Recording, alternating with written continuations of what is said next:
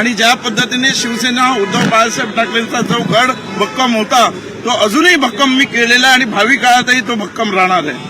एकीकडे ही लढाई तुमच्यासमोर भाजपचं आव्हान होतं. नाही, मी म्हटलं ना की भाजपचं मला आव्हान होतं, पण मला जे मताधिक्य मिळाले ते 14,000च्या घरात आहे आणि भाजपला मिळाले ते 4,000च्या घरात आहे. म्हणजे कोणाचं आव्हान काय होतं ते समोर तुमच्या सिद्ध झालेलं आहे. मिलिंद वैद्य यांनी जो काही विजय इथं मिळवलेला आहे, विशेष म्हणजे ते 6व्यांदा विजयी झालेले आहेत आणि मताधिक्याने विजयी झालेले आहेत. याचा अर्थ असा की ठाकरेंना धक्का अशा ज्या रोज बातम्या येत होत्या आणि कितीही अमका दिग्गज गेला तमका दिग्गज गेला असं कितीही बातम्या दाखवल्या तरी दिग्गजांची काय वाताहत झाली आहे ते आपण बघत आहात. वायकरांची मुलगी असेल, राहुल शेवाळेंची भाऊजाई असेल, सरवणकरांचा मुलगा असेल किंवा स्वतः यामिनी जाधव असेल, यांची जी दानादान उडाली यातनं एक स्पष्ट होतंय की खूप भले भले दिग्गज जरी कुठे कुठे गेले असले तरी तो सामान्य शिवसैनिक, तो मुंबईकर याने असामान्य काम करत इथल्या सगळ्या दिग्गजांना धूळ चारलेली आहे. मी पुन्हा एकदा खात्रीनं सांगते 3 वाजेपर्यंत चित्र वेगळं असेल आणि होय आम्हाला खात्री आहे की महापौर ठाकरेंचं बसेल.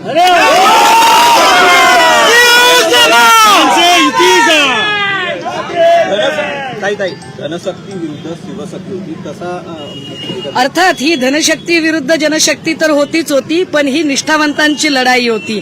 ज्यांनी रोज बातम्या देऊन अक्षरशः डोकं पिकवलं होतं की रोज ठाकरेंना धक्के, पण आता लक्षात आलं असेल की ठाकरेंना धक्के अशा कितीही बातम्या दिल्या तरी गद्दारांच्या सोबत किती टक्के, तर फार तर खोकेवाल्यांचे टक्के त्यांच्या सोबत असतील.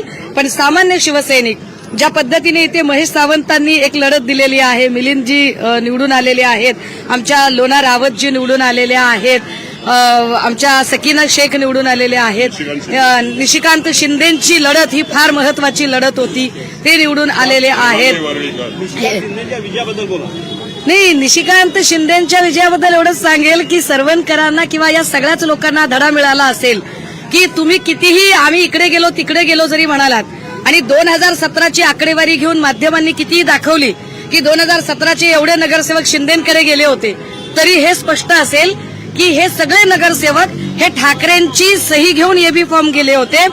ठाकरेंची सही त्या एबी फॉर्मवर होती म्हणून 17ला ते निवडून आले होते. यावेळेला तिथे ठाकरेंची सही नाही. याचा काय परिणाम होऊ शकतो हे सरवणकर, राहुल शेवाळेला तर दुसऱ्यांदा, यामिनी जाधवला तिसऱ्यांदा, त्या सगळ्यांना हे कळलेलं आहे. आमची यामिनी जाधवांना पुन्हा विनंती आहे की आता लोकसभा झाली, विधानसभा झाली, महानगरपालिका झाली, एखाद्या ग्रामपंचायतीत सुद्धा त्यांनी उभं राहावं, हरकत नाही.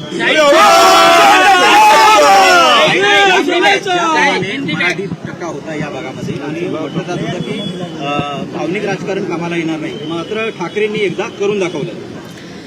एक लक्षात घ्या, कालच्या जर एक दिवसभराचा जर गोंधळ बघितला तर या गोंधळामध्ये ज्या काही तक्रारी येत होत्या त्या सगळ्या मराठी बेल्टमधून येत होत्या. हिंदी भाषिक लोकांचं नाव मतदार यादीतनं गायब झाले अशी तक्रार येत नव्हती. तक्रारी सगळ्याच्या सगळ्या मराठी मतदारांच्या बाबतच्या होत्या. मराठी मतदार हा ठाकरेंचा कोर मतदार आहे आणि या कोर मतदारावर आघात करण्याचा सगळ्या